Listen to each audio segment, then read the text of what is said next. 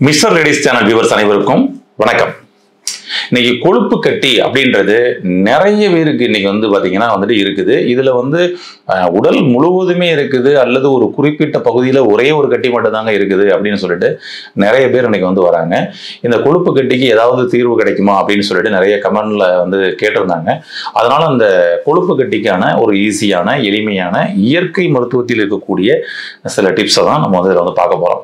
ஆமா, கொழுப்பு கட்டி முதல்ல எதனால வருது, நம்ம உடம்புக்குள்ள வருது அப்படின்ற சில விஷயங்களை பார்த்துக்கணும். இது குறிப்பா நமக்கு ஜெனட்டிக்கா அப்பாவுக்கு இருந்துச்சுன்னா பையனுக்கு வந்துடும் அப்படின்ற மாதிரி இதுல இருக்குதா அப்படின்னா நிச்சயமாக இருக்குது. அதுல பேரண்ட்ஸுக்கு இருந்ததுன்னா இப்போ பாத்தீங்கன்னா இவங்களுக்கும் கொழுப்பு கட்டி வருவதற்கான வாய்ப்புகள் இருக்குது. அதாவது நம்மளுடைய உடம்புல இருக்கக்கூடிய கொழுப்புகளை கரைப்பதற்கு அப்படின்னு சொல்லிட்டு உள்ள ஒரு சிஸ்டமே இருக்கு. நம்ம சாப்பிடக்கூடிய சாப்பாட்டுல பாத்தீங்கன்னா எக்ஸஸா கொலஸ்ட்ரால் போய்கிட்டு இருக்குது அப்படின்னா அதை கரைக்கிறதுக்குன்னே உள்ள ஒரு சிஸ்டம் இருக்குது. அது கரெக்டா செயல்பட்டால் அது கொழுப்புகள் கரைக்கப்பட்டு ஒன்லி சத்துகளாக மட்டுமே மாறும். சத்துகளாகவும் சக்திகளாகவும் மாற வேண்டியது அது தேக்கங்களாக கழிவுகளாக நம்ம உடம்புக்குள்ள சேருது அப்படின்னா அதுதான் நமக்கு கொழுப்பு கட்டிகளாக உருவாகிறது அப்படின்னு சொல்லி சொல்லலாம். அப்ப இது மாதிரி பாத்தீங்கன்னா இந்த கொழுப்பு கட்டிகள் உருவாவதற்கு ஜெனட்டிக் ரீசன் ஒண்ணு. அதுக்கப்புறம் அப்பா அம்மா யாருக்குமே இல்லைங்க, எனக்கு மட்டும் தாங்க வந்திருக்குன்னு சில பேர். இது ஃபர்ஸ்ட் பாத்தீங்கன்னா லைஃப் ஸ்டைல் சேஞ்சஸ்ல நமக்கு இது வந்திருக்கு அப்படின்றதையும் சொல்லலாம். அதாவது உணவு முறையில் ஏற்பட்ட லைஃப் ஸ்டைல் சேஞ்சஸ் அப்படின்னு சொல்லலாம். பெரும்பாலும் நம்ம ஹோட்டல் சாப்பாடு சாப்பிடும் பொழுது நம்ம ஏதாவது ஒரு சிக்கன் ஃப்ரைட் ரைஸ் அதுன்னு சொல்லிட்டு என்னமாவது நம்ம பொரிச்ச ஐட்டங்கள், மசாலா கலந்த ஐட்டங்கள், புரோட்டா ஐட்டங்கள், இப்படி நிறைய அசைவ உணவுகள்லாம் கூட சாப்பிடும் பொழுது என்ன பண்ணிக்கிட்டு இருக்கிறோம்னா நம்மளை அறியாம அதுக்கு கூடவே சாப்பிட்றதுக்காக ஒரு கூலிங்கான ஒரு கலரோ அல்லது ஒரு கூலிங் வாட்டர் பாட்டிலோ வாங்கி வச்சுக்கிட்டு அதை இன்னைக்கு சேர்த்து கொஞ்சம் கொஞ்சம் சாப்பிட்ற மாதிரியான ஒரு பழக்கம் இன்னைக்கு வந்திருக்கு. இது இது விஸ்வரூபம் எடுக்க ஆரம்பிச்சிச்சோ அப்பதான் அந்த கொழுப்பு கட்டி அப்படின்ற அந்த ஒரு பிரச்சனையும் கூட விஸ்வரூபமா எடுக்க ஆரம்பிச்சுன்னு சொல்லலாம். அப்ப இது மாதிரி நம்ம சாப்பிடும் பொழுது கொழுப்பு பதார்த்தம் உள்ள உணவுகளோ அல்லது கார்போஹைட்ரேட் மைதா மா போன்ற உணவுகளோ நம்ம எடுக்கிறோம், மசாலா போன்ற உணவுகளோ எடுக்கிறோம் அப்படின்னா அது சாப்பிடும் பொழுதும் சரி சாப்பிட்டு முடிஞ்சோடனே சரி கூலிங்கான வாட்டரோ ஜூஸோ எதுவுமே எடுத்துக்கிற கூடாது. அதை முதல்ல மைண்ட்ல வச்சிருங்க. அதுக்கப்புறம் பாத்தீங்கன்னா அந்த நேரத்தில் நம்ம என்ன எடுக்கலாம் அப்படின்னு சொல்லி சொன்னோம்னா ஹாட் வாட்டர் எடுத்துக்கிறது தான் ரொம்ப ரொம்ப பெட்டர். ஒண்ணு. ஆமா, உங்களுடைய உடம்புல இருக்கக்கூடிய கொழுப்புகளை கரைப்பது எது அப்படின்னம்னா கல்லீரலில் சுரக்கக்கூடிய பித்தநீர். இந்த கல்லீரலில் சுரக்கக்கூடிய பித்தநீர் உங்களுக்கு கம்மியாக சுரக்கும் பட்சத்தில் எக்ஸஸா கொலஸ்ட்ரால் பாத்தீங்கன்னா பாடியில சுத்த ஆரம்பிக்கும், ரத்தத்துல சுத்த ஆரம்பிக்கும், உடம்புல அங்கங்க தேங்க ஆரம்பிக்கும். அதுவே தேங்கினது கட்டிகளாக மாற ஆரம்பிக்கும். அவ்வளவுதான் விஷயம். அப்போ உங்களுடைய கல்லீரலை பலப்படுத்துங்க. உங்களுடைய பித்த நீரை அதிகமாக சுரக்கிற மாதிரி சில உணவுகளை நீங்க எடுத்துக்கங்க. அதுதான் இதுக்கு ரொம்ப ஒரு பெட்டர் வே. ஏன்னா அந்த கொழுப்பு கட்டிக்கு இன்னைக்கு வரைக்கும் பாத்தீங்கன்னா ஒரு முழுமையான தீர்வு கிடைச்சிருக்கு அப்படின்னு சொல்லி சொன்னோம்னா இல்லை அப்படின்னு தான் சொல்ல முடியும். அதை பெருசா வளர விடாம கட்டுப்படுத்தி வச்சுக்கலாம் அப்படின்றதான் சொல்ல முடியும். ரொம்ப வெகு சிலருக்கு அது ஃபுல்லாவே ரெக்கவர் ஆயிருக்கு, எல்லா பேருக்கும் இல்லை. இதுதான் ரியாலிட்டி. கடைசியில் அதுக்கு போய் ஆப்ரேஷன் பண்ணிக்கலாம்னு சொல்லிட்டு ஆப்ரேஷன் பண்ணி அந்த கட்டியை ரிமூவ் பண்றாங்க. பட் ஏதாவது ஒரு இடத்துல மட்டும்தான் இருக்கு, 2 இடத்துல மட்டும்தான் இருக்குன்னா கூட அந்த மாதிரி ரிமூவ் பண்ணிக்கலாம், தப்பு இல்லை. ஆனா உடல்ல முழுவதுமே இருக்குது, 4-5 இடங்கள்ல இருக்குதுன்னா அப்போ அது மாதிரி பண்ண தேவையில்லை. இயற்கையான சில வழிமுறைகளை கடைபிடித்து அதை வளர விடாமல் கட்டுப்படுத்தி வச்சுக்கலாம். சில ப்ராசஸ் மூலமாக அதை குறைச்சு வெளியிலையும் வந்துட முடியும். ஒண்ணு. இது ஏதாவது நமக்கு தொந்தரவு பண்ணுமா, இது ஏதாவது ஒரு பெரிய பிரச்சனை கொண்டு போய் விட்டுருமா அப்படின்னா கிடையவே கிடையாதுங்க. இதை பத்தி நீங்க பயப்படவே தேவையில்லை. பொதுவாக கொழுப்பு கட்டிகள் யாருக்குமே வலியை கொடுக்காது. அதை மாதிரி நம்ம புரிஞ்சுக்கணும். கொழுப்பு கட்டி இருக்கிற இடத்துல யாருக்காவது எனக்கு வலிக்குதுங்க அப்படின்னு சொல்லி சொன்னோம்னா கிடையாது. இந்த கொழுப்பு கட்டிகள் வலியை கொடுக்காது. வலிக்கக்கூடிய கட்டிகளாக இருந்தால் அது வேற வடிவத்துக்கு மாறிடும். அதான் ஒரு விஷயம். அதனால கொழுப்பு கட்டிகள் வலியை கொடுக்காது, பயப்பட தேவையில்லை. ஒண்ணு. ஒரு சில பேருக்கு சின்ன மிளகு மாதிரி கடைசியில பாத்தீங்கன்னா கொஞ்சம் கொஞ்சமா பெருசாகி அது பெருநெல்லி அளவு இன்னும் அடுத்தடுத்து இன்னும் சைஸ் ரொம்ப பெருசாயிருக்கும். அப்ப இப்படி இதனுடைய வடிவம் பெருசாயிட்டே போகுமா, நிச்சயமா பெருசாயிட்டே போறதுக்கான வாய்ப்புகள் இருக்கு. அப்ப பெருசா ஆகாம பாதுகாக்கலாம் ஒண்ணு. ஆனா அங்க இருக்கிறதையும் கரைக்க முடியும். அதற்கு நான் ஆல்ரெடி சொல்லிட்டேன் உங்களுக்கு. இதுக்கு பாத்தீங்கன்னா பித்த நீரை அதிகமாக உற்பத்தி செய்யக்கூடிய ஒரு விஷயத்தை நம்ம பண்ணணும். பித்த நீர் அதிகமாக உற்பத்தி செய்யக்கூடியது அப்படின்னு சொல்லி சொன்னோம்னா அதுக்கு பாத்தீங்கன்னா டெய்லி ஒரு ஆப்பிள் ஜூஸ் சாப்பிடலாம். டெய்லி ஒரு ஆப்பிள் ஜூஸ் சாப்பிடப்படும் பொழுது என்ன நடக்கும்னா பித்த நீர் அதிகமாக உற்பத்தி ஆகும். ஒண்ணு. அடுத்தது கொழுப்பை கரைக்கிறதுக்கு அப்படின்னா நம்ம சாப்பிடக்கூடிய உணவுகள்ல இஞ்சி, வெள்ளைப்பூடு, மிளகு, சுக்கு, இது எல்லாமே வந்து பார்த்தீங்கன்னா கொழுப்பை கரைக்கக்கூடிய உணவுகள். அப்போ இஞ்சி டீ சாப்பிடலாம். இது ரொம்ப நமக்கு நல்லா பெட்டராக இருக்கும், ரொம்ப அருமையாக சப்போர்ட் பண்ணி கொடுக்கும். சரிங்களா? அப்போ இஞ்சி டீ சாப்பிடலாம். பூண்டு பால் சாப்பிடலாம். ஆமாம், பூண்டு பால் நம்ம பழைய பதிவுகளெல்லாம் கூட கொடுத்துக்கிறோம் அந்த மாதிரி பூண்டு பால் அப்படின்னு சொல்லிட்டு.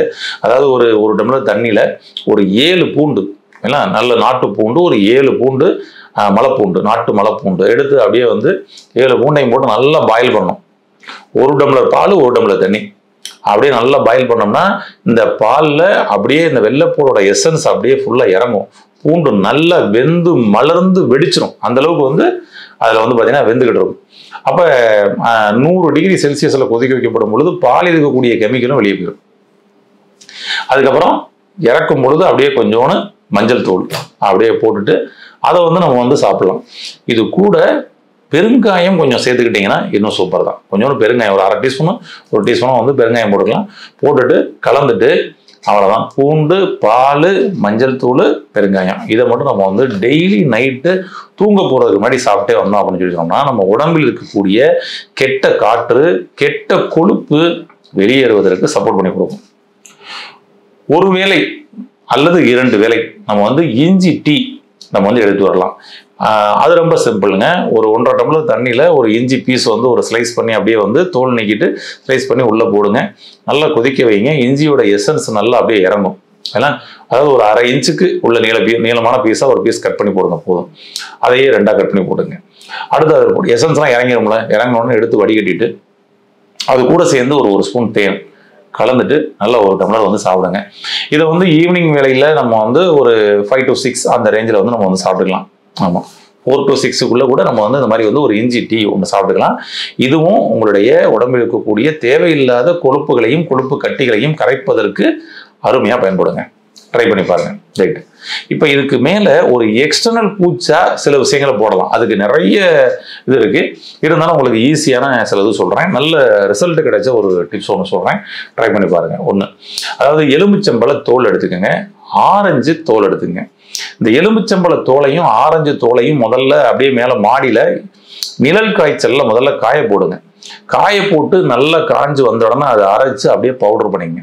இந்த எலுமிச்சம்பழம், ஆரஞ்சு தோல் இதை காய வச்சு அரைச்ச அந்த பவுடரை எடுத்து நம்ம வெளிப்பூச்சாக நமக்கு வந்து நம்ம அந்த கொழுப்பு கட்டி மீது நம்ம வந்து போட்டுட்டு வர அருமையாக கொழுப்பு கட்டி கரையுங்க. இப்போ நம்ம அந்த கொழுப்பு கட்டி இருக்கிற இடத்துல அந்த இடத்துல லைட்டாக கொஞ்சம் க்ளீன் பண்ணிட்டு இது ரெண்டையும் தேவையான அளவு கொஞ்சம் தண்ணியை குழப்பி அப்படியே வந்து அந்த இடத்துல வந்து போட்டு விடலாம்.